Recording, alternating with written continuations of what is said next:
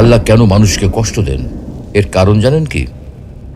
মহান আল্লাহ তাআলা ইরশাদ করেন, وَلَقَدْ صَرَّفْنَاهُ بَيْنَهُمْ لِيَذَّكَّرُوا فَأَبَى أَكْثَرُ النَّاسِ إِلَّا كُفُورًا। আমি তাদের মধ্যে বিভিন্নভাবে নিয়ামত বিতরণ করি যেন তারা স্মরণ করে, কিন্তু অধিকাংশ লোক অকৃতজ্ঞতা ছাড়া কিছুই করে না। আসসালামু আলাইকুম ওয়া রাহমাতুল্লাহ। প্রিয় দর্শক, আজকে আমরা খুবই জীবন ঘনিষ্ঠ একটা বিষয় নিয়ে আলোচনা করতে চাই। আমাদের জীবনে নানান দুঃখ কষ্ট, জীবন জীবিকার অনিশ্চয়তা এবং অর্থ কষ্ট নিয়ে বিস্তারিত আলোচনা করতে চাই। কেন আমাদের জীবনে এইসব দুর্যোগ ও দুঃখজনক ঘটনা ঘটে, তার প্রকৃত কারণ অনুসন্ধান করতে চাই। প্রিয় দর্শক, ইসলাম বিদ্বেষীদের একটা কমন প্রশ্ন, আল্লাহ থাকতে এত প্রাকৃতিক দুর্যোগ কেন? এত ভূমিকম্প হয় কেন? বন্যা হয় কেন? দুর্ঘটনায় এত মানুষ মারা যায় কেন? স্রষ্টা যদি থেকেই থাকেন, তবে তিনি কেন মানুষকে এত দুঃখ, কষ্ট ও বিপদ দেন? স্রষ্টা যদি থাকতেন, তবে তার সৃষ্টিকে সাহায্য করতেন, এভাবে তাকে বিপদের মধ্যে রাখতেন না। আমরাও অনেক সময় বলি, আল্লাহ কেন আমাকে এত কষ্টের জীবন দিলেন, যেখানে অন্যরা কত শান্তিতে আছে? আমার কপালে এরকম শয়তান স্বামী পড়লো কেন? আমার কপালে এরকম জল্লাদ বউ পড়লো কেন? আমি তো 5 ওয়াক্ত নামাজ পড়ি, রোজা রাখি, কোনোদিন ঘুষ খাইনি, কিন্তু তারপরেও আমার ক্যান্সার হলো কেন? সত্যি যদি আল্লাহ নামে কোনো সত্তা থেকেই থাকেন, তাহলে পৃথিবীতে এত দুঃখ কষ্ট কেন? আসলে পৃথিবীতে কোনো সমস্যা থাকার মানে এই নয় যে কোনো পরম করুণাময় সৃষ্টিকর্তা নেই, বরং এটাই প্রমাণ হয় যে আপনি আমি সৃষ্টিকর্তা সম্পর্কে নিজে নিজে কিছু একটা ধারণা করে বসে আছি, যা মোটেও সঠিক নয়। বিশ্বের 40% মানুষের ইন্টারনেট ব্যবহার করার সামর্থ্য নেই। 10 থেকে 15% মানুষ ইন্টারনেট জিনিসটা চেনেই না।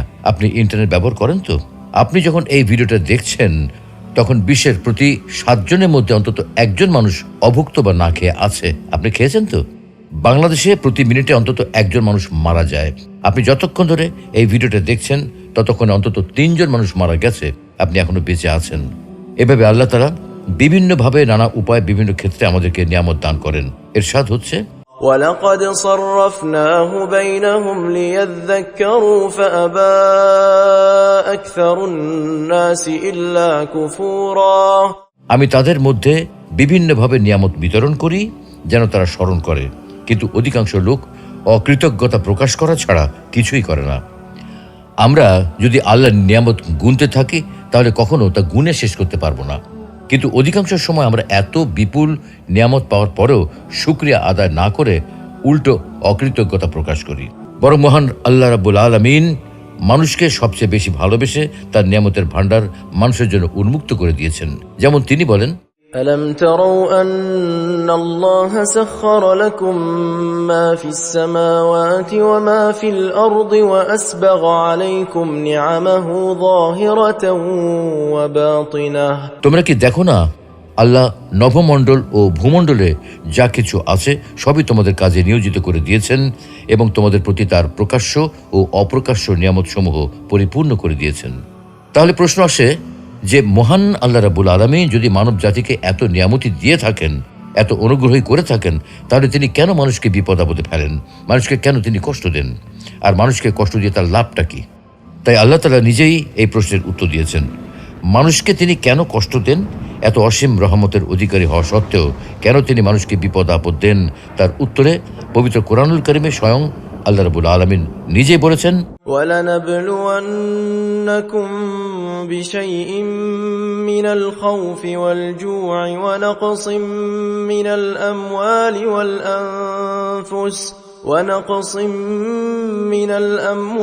وَالْأَنفُسِ وَالثَّمَرَاتِ وَبَشِّرِ الصَّابِرِينَ। অবশ্যই আমি তোমাদেরকে পরীক্ষা করব কিছুটা ভয়, ক্ষুধা, মাল ও জানের ক্ষতি এবং ফল ফসল বিনষ্টের মাধ্যমে, তবে ধৈর্য ধারণকারীদের সুসংবাদ দাও। তার মানে আল্লাহ তাআলা আমাদেরকে পরীক্ষা করবেন, আমাদেরকে পরীক্ষা করার জন্যই দুঃখ কষ্ট দিয়ে থাকেন। এটাই তার সংবিধান, এটাই তার নিয়ম। এই নিয়ম শুধু আমাদের ক্ষেত্রে প্রযোজ্য নয়, বরং পূর্ববর্তী উম্মতদের ক্ষেত্রেও তিনি এমনটাই করেছেন। ক্ষুধা, কষ্ট, ক্ষতি, বিপদ আপদ ও বালা মুসিবতের মাধ্যমে তাদেরকেও পরীক্ষা করেছেন। পবিত্র কোরআনে আল্লাহ বলেছেন, وَلَقَدْ فَتَنَّا الَّذِينَ مِن قَبْلِهِمْ فَلَيَعْلَمَنَّ الله الذين صدقوا وليعلمن الكاذبين আমি তাদেরকেও পরীক্ষা করেছি যারা তাদের পূর্বে ছিল। আল্লাহ অবশ্যই জেনে নেবেন যারা সত্যবাদী, এবং নিশ্চয়ই তিনি মিথ্যুকদের ব্যাপারেও জেনে নেবেন। প্রিয় দর্শক, এতক্ষণের আলোচনা থেকে আল কোরআনের ভাষায় বলা যায়, নিশ্চয়ই আল্লাহ তাআলা আমাদের ঈমান পরীক্ষা করার জন্যই বিভিন্ন সময় আমাদেরকে বিপদ আপদ দিয়ে থাকেন। তাফসীর ইবনে কাসিরে সূরা বাকারার 155 নম্বর আয়াত এর ব্যাখ্যা করা হয়েছে এইভাবে যে নিশ্চয়ই আমি তোমাদেরকে ভয় ও ক্ষুধা এবং ধন সম্পদ, জীবন ও ফল ফসলের ক্ষয়ক্ষতি দ্বারা পরীক্ষা করব, তবে ধৈর্যশীলদের সুসংবাদ প্রদান করো। অর্থাৎ এই আয়াতের মাধ্যমে আল্লাহ তাআলা ঘোষণা করেছেন যে তিনি অবশ্যই বিপদ আপদের মাধ্যমে নিজ বান্দাদের পরীক্ষা করেন। তবে যখন মুমিনগণ ধৈর্য ধারণ করার মাধ্যমে এই পরীক্ষায় উত্তীর্ণ হয়, তখন তারা প্রতিদান পেয়ে থাকেন। যেমন অন্য আরেক আয়াতে আল্লাহ বলছেন, وَلَنَبْلُوَنَّكُمْ حَتَّى نَعْلَمَ الْمُجَاهِدِينَ مِنكُمْ وَالصَّابِرِينَ وَنَبْلُوَ أَخْبَارَكُمْ আমি অবশ্যই তোমাদেরকে পরীক্ষা করব যতক্ষণ না আমি জেনে নেই যে তোমাদের মধ্যে কে জিহাদকারী ও ধৈর্যশীল, এবং আমি তোমাদের কার্যাবলী পরীক্ষা করি।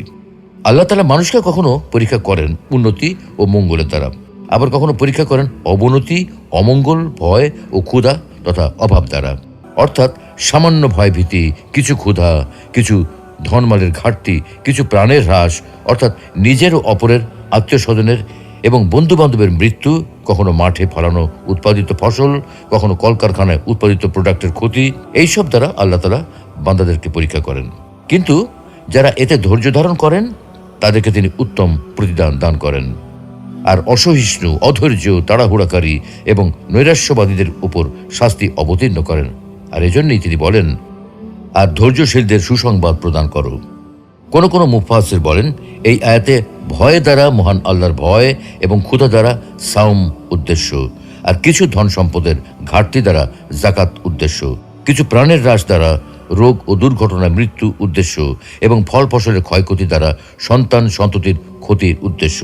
এইসব উক্তির বিষয়ে আমাদের হয়তো আরও গবেষণা করা প্রয়োজন। কিন্তু একটা বিষয় খুবই পরিষ্কার, পরীক্ষা করা ব্যতীত এবং পরীক্ষা পাশ হওয়া ব্যতীত আল্লাহ তাআলা সাধারণত কাউকে কোনো পুরস্কার দান করেন না।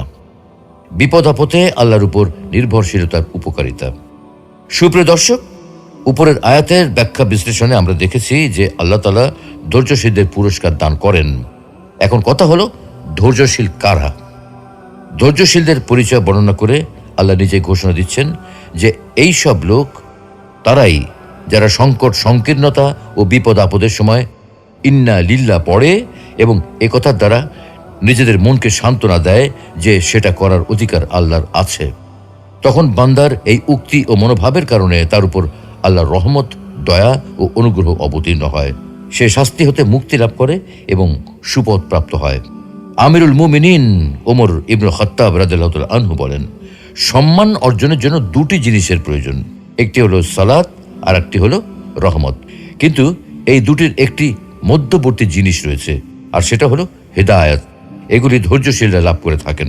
হাদিসের বিখ্যাত গ্রন্থ মুসনাদ আহমদে রয়েছে, উম্মু সালামা রাদিয়াল্লাহু তাআলা আনহা বলেন, একবার আমার স্বামী আবু সালামা রাদিয়াল্লাহু তাআলা আনহু রাসূলুল্লাহ সাল্লাল্লাহু আলাইহি ওয়াসাল্লামের কাছ থেকে ফিরে আমার নিকট আসেন এবং অত্যন্ত খুশি মনে বলেন, আজ আমি এমন একটা হাদিস শুনেছি যা শুনে আমি খুবই খুশি হয়েছি। যখন কোনো মুসলিমের উপর কোনো কষ্ট ও বিপদ পৌঁছে এবং সে ইন্না লিল্লাহ পড়ে ও এই দোয়া পাঠ করে, তখন আল্লাহ তাকে অবশ্যই বিনিময় ও প্রতিদান দিয়ে থাকেন। اللهم آجرني في مصيبتي واخلف لي خيرا منها। হে আল্লাহ, আমাকে মুসিবতের সময় ধৈর্য ধরার শক্তি দান করুন এবং এর পরিবর্তে উত্তম প্রতিদান দান করুন। উম্মু সালামা রাদিয়াল্লাহু তাআলা আনহা বলেন, আমি এই দোয়াটি মুখস্থ করে নেই।